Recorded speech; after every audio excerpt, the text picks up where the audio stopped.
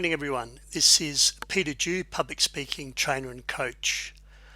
Today I'm going to talk to you about 7 ways to elevate your presentation in terms of being more interesting, more engaging, more connecting with your audience.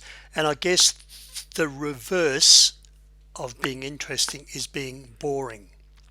And we've all seen boring presenters. We've all seen presenters that make us zone out. So I want to share with you some strategies that will help you keep that engagement, that interest going with your audience. So welcome. Let me just share my screen.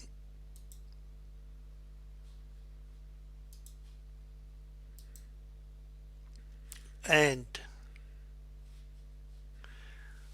we'll get underway shortly.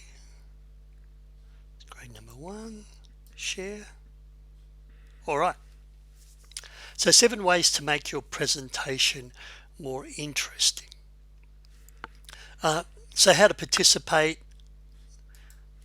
Please ask questions as we go, write any comments, take notes, and think and apply the information to yourself. So have you got a presentation or a workshop coming up? Is there anything you can do to make your presentation more interesting for your audience? Think of a presentation you've done in the past. Is there something that you could do to make it more interesting, more engaging for your audience? Is there something you could have done? I'm going to start with a quote.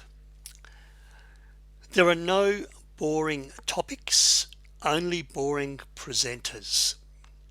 So even the financial planners, the accountants, those people that sometimes give dry information can make it really interesting and engaging. And if anyone's interested, I can share with you a TED talk about the change in death rates and birth rates across the world. A fairly number-driven topic, fairly uninteresting, but the speaker just brings this presentation, brings it alive, makes it really interesting. So, how can we make our presentation more interesting and, on the converse, less boring? First thing to do is don't read from your script. I like to teach people to speak extemporaneously.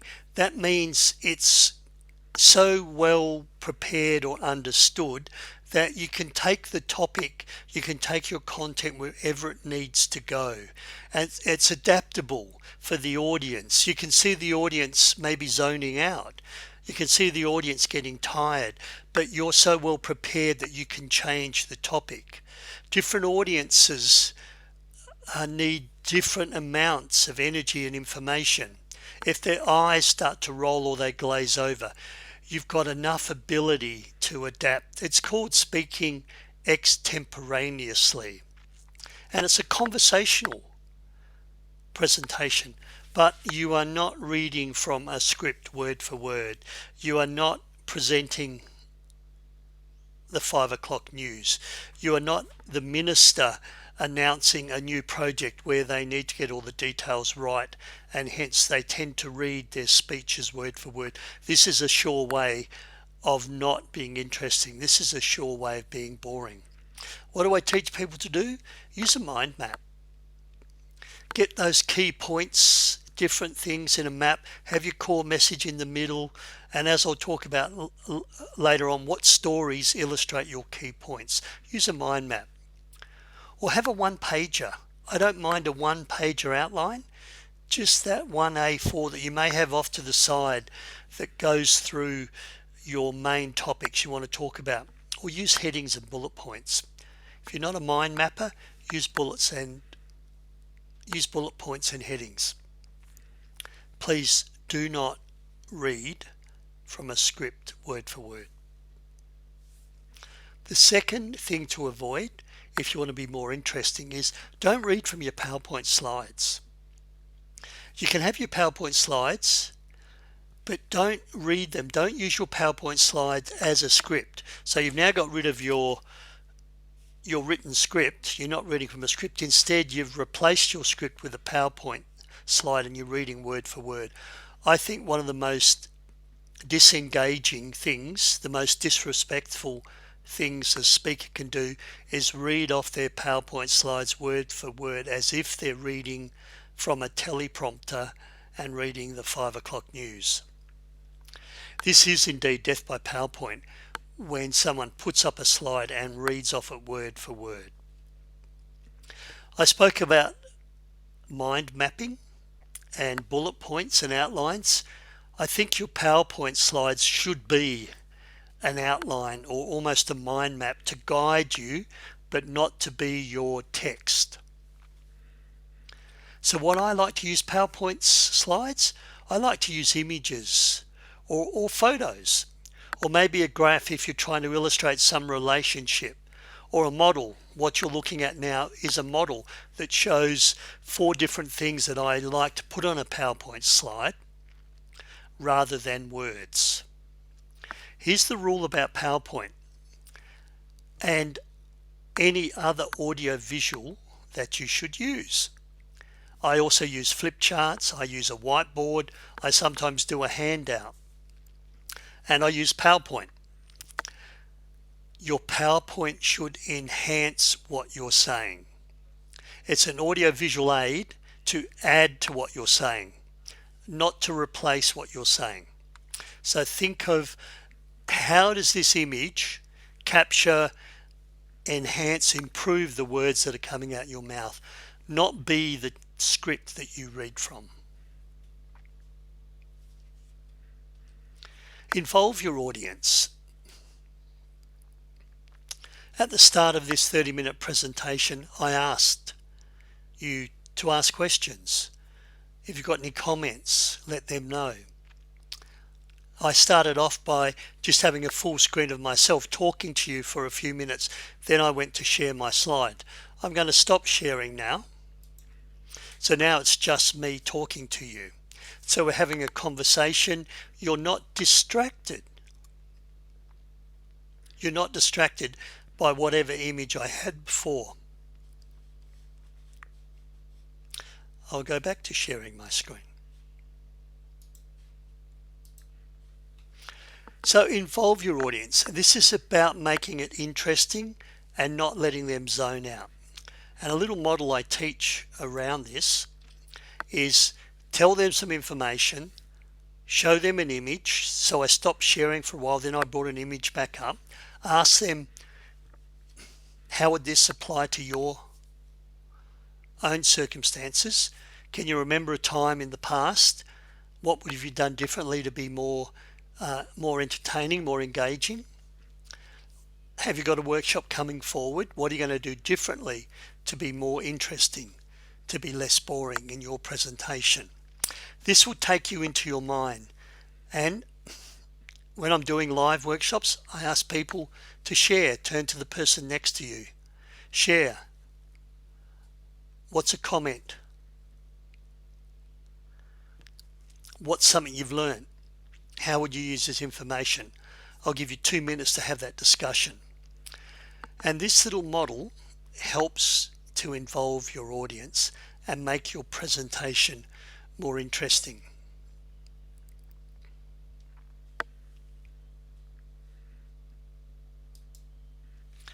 A next tip to make your presentation more interesting, less boring, is to be passionate and excited about what you're talking on. And Steve Jobs said this quote, what makes your heart sing? Find something, do something that makes your heart sing, and then you don't have to work. Then it's not an issue, then it's not a chore, then it's not boring because you are really excited. And this will come through in your body language. This will come through in the way you turn up to your training, to your presentation. People that are passionate and excited about their topic come across as more interesting, less boring. and even the accountants and the financial planners and some of the engineers that deliver fairly dry, uninteresting topics, they can let that passion shine. So here's a little model that I want to share with you that can help your passion shine. And it's called Communicate with Care. And it simply means this. The C stands for conviction. The conviction in your message, the belief in what you're saying. We have a simple saying. The first sale needs to be to yourself. Your first sale needs to be to you. And when we're sending information, when we're training, when we're doing a presentation, we're selling information, we're selling an idea, we're selling a new way of doing something, we're selling a change management process. We're trying to get our audience to follow us by selling our message. If you don't believe in your own message, if you don't have conviction in your own message, everyone else will know that you're not fully aligned with what you're saying. Audiences can pick a fake a mile away. Have absolute conviction with the message that you're sharing. The A in the Communicate with Care is the attitude. And that attitude is, I want to be here. The attitude is, this is right now, this is the right place for me. So think of a 6 a.m. pre-start meeting on a mine site. And you've had to wake up at 4 a.m., get ready. You have a 5 a.m. breakfast, get to the work site. It's now 6 a.m. and you're going through a pre-start. You're the supervisor, the superintendent, and you're running the pre-start meeting. Everyone's tired, they're kind of zoning out, and your attitude needs to be, I want to be here. I want to share my message with you. I want to make a difference in your life. Without the right attitude, once again, you'll be seen as not interesting, as possibly boring, and you won't have the same level of impact. Responsibility, I mentioned the mining sector. We can go to mental health, mental well-being. We could go to the financial planning sector. In your workshops, in your training, in your messages, you can change people's lives. You can change people's lives. In the mining sector, through safety messages, make sure everyone goes home safe and sound. From the mental well-being, someone's struggling, someone's in a bad place, and you show them light at the end of the tunnel. Financial planning, transitioning to retirement, don't have enough money, my finances are a mess, and you show me a way forward, then you've changed my life. When we get before an audience, think of it as a privilege. With that privilege comes great responsibility. And the E in the Communicate with Care is you need to come if you want to be interesting, if you want to connect, if you don't want to be seen as boring, you need to come with the right level of energy. 6 a.m. in the morning, if you jump up and down and pump your fists in the air, everyone's going to look at you and think, wow, what's going on? That's where you've come in too high with your energy.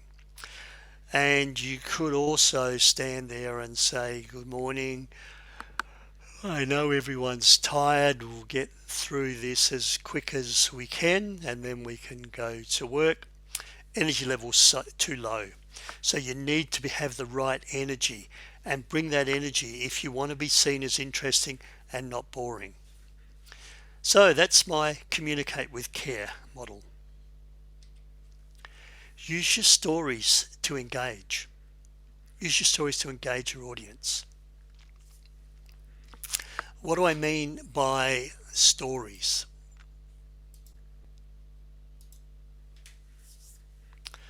By stories, I mean those examples, those case studies, those experiences that illustrate your point.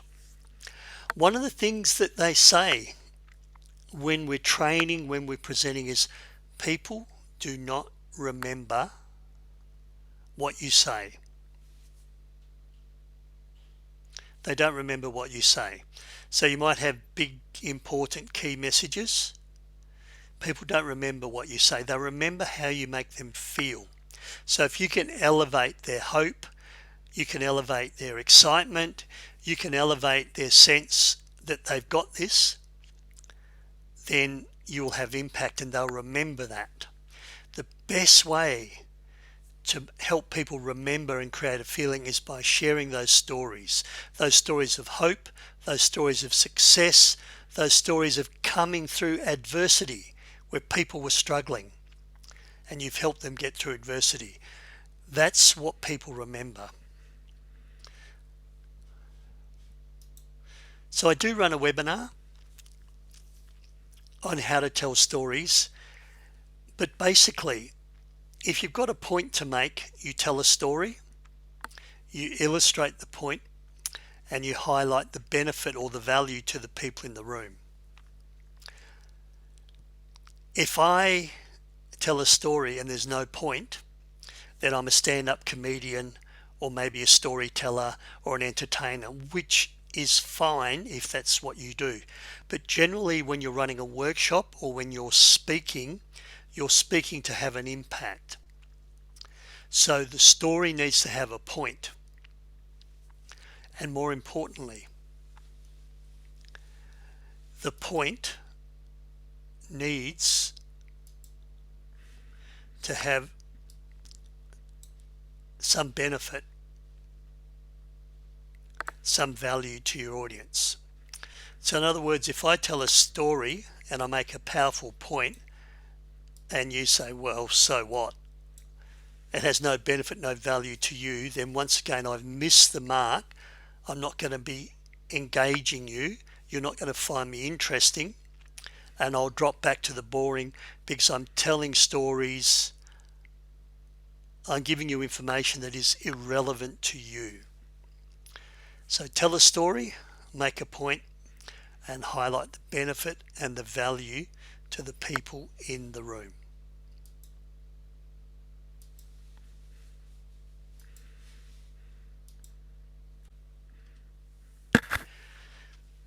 Use appropriate and congruent body language. Once again, if you want to be seen as interesting rather than boring, make sure your nonverbal communication is aligned with what you're saying. I mentioned passion, so the excitement comes through your voice, through your energy, through your attitude. I spoke about the level of energy, and when I stand still and I slow my voice and I have no inflection whatsoever because it's 6 a.m. in the morning, we're all tired, we're doing a pre-start meeting, my non-verbal communication comes through in a really big way and influences the way we speak, influences the way we have impact, and influences whether we're seen as being exciting, engaging, or boring, flat, uninteresting speakers. Question: do you know what your nonverbal communication says about you when you walk onto a platform, when you walk into a job interview room, when you walk into the meeting? Really, really important. I would ask you to do that audit. Someone that you trust, someone who's knowledgeable, to give you feedback about what's my nonverbal communication say to the group when I stand up to speak, when I raise an issue at a meeting. What do you think about my nonverbal communication, my voice, my eye contact, my hand gestures? It's not just about flapping hands up and down in time with what we say. This is distracting, non-appropriate nonverbal communication. Really important. In fact, there was a time here in Western Australia where a local government, the city of Melville, had to put in a code of conduct for their meetings, their activities, for councillors, elected members of local government, to behave non-verbally in council meetings. Their nonverbal communication was so destructive, so bullying, so confronting that there was a code of conduct that had financial penalties aligned with it. So you weren't able to shrug your shoulders, roll your eyes, that, here we go again. Finger pointing is out. Turning your back on someone, slamming doors, all of this information, they had to put a code of conduct. In fact, the City of Melville Council was sacked by the Minister for Local Government, and they had to have new elections. That's how dysfunctional that council was. So what I'm saying to you is, make sure your nonverbal communication, if you want to be seen as interesting, engaging, not boring, not standoffish, make sure that that nonverbal communication comes through. From a virtual presentation perspective, that is why I stand. I can deliver this webinar, 30-minute webinar sitting down, and you're going to have limited nonverbal communication, and I'll find it hard to engage you from a nonverbal perspective.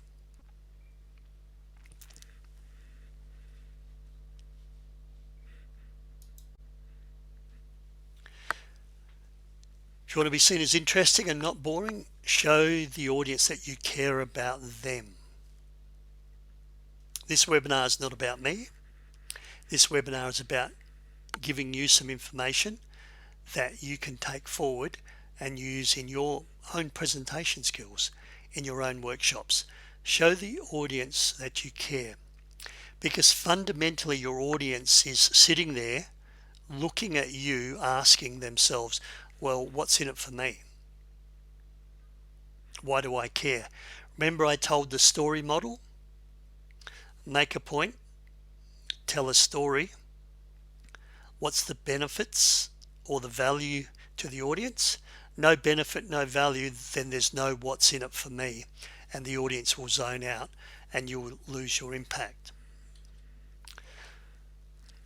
How do you do that? Solve their problem, remove their pain, show them light at the end of the tunnel, help them achieve their goals or reach their key performance indicators. Make your presentation about the audience. And one of the golden rules with public speaking, with presenting, with training is it's not about me, the speaker, it's about you, my audience.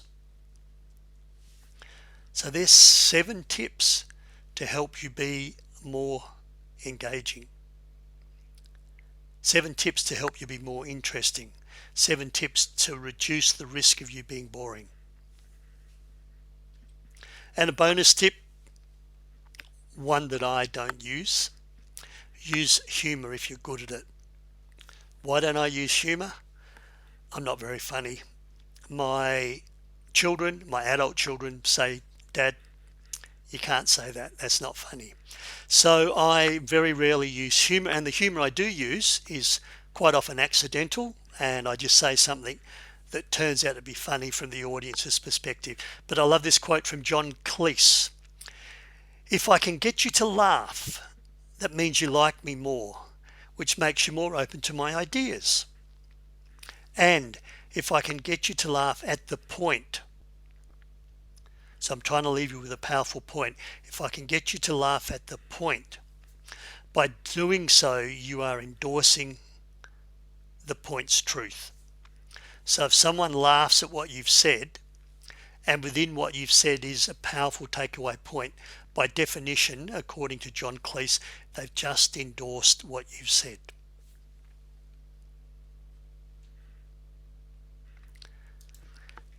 So in summary, how to be more interesting and less boring. Don't read from your script. Don't read from your script. Use bullet points, mind map, just an overview, 1-page overview. Don't read from your PowerPoint slides. What do I mean by don't read for your PowerPoint slides? Don't use them as your teleprompter where you read line by line exact words. You may have noticed this is a summary, but I am still speaking extemporaneously to the summary. I'm using my knowledge and my experience to embellish each point. Use PowerPoint slides for models, for graphics, for pictures, something to enhance what you're saying. Involve the audience. Tell them something. Show them some images. Ask them, how are you going to use this in your life? Get them to share with the person next to you. Turn to the person next to you. What's your biggest takeaway so far? Be passionate. Communicate with care, conviction, the right attitude. You've got some responsibility with your ability to train, educate, speak, and have the right energy level. Communicate with care. Use your stories. Tell a story, make a point, illustrate the value. Use appropriate and congruent non-verbal body language, your gestures, your facial expression. Let them show you want to be there. Don't have to have a code of conduct where your non-verbal communication is destructive. But here's the question for you. Do you know your default non-verbal communication? What do people think of your non-verbal communication as you walk into that room, as you walk on stage, as you walk before the job interview panel? Really good to know what people think about your default non-verbal communication, and make it about your audience. Show them that you care. And the bonus tip, of course, is if you can, use humor. Webinars coming up, body language mistakes to avoid when public speaking, and I did briefly demonstrate one of the mistakes that I think we should avoid.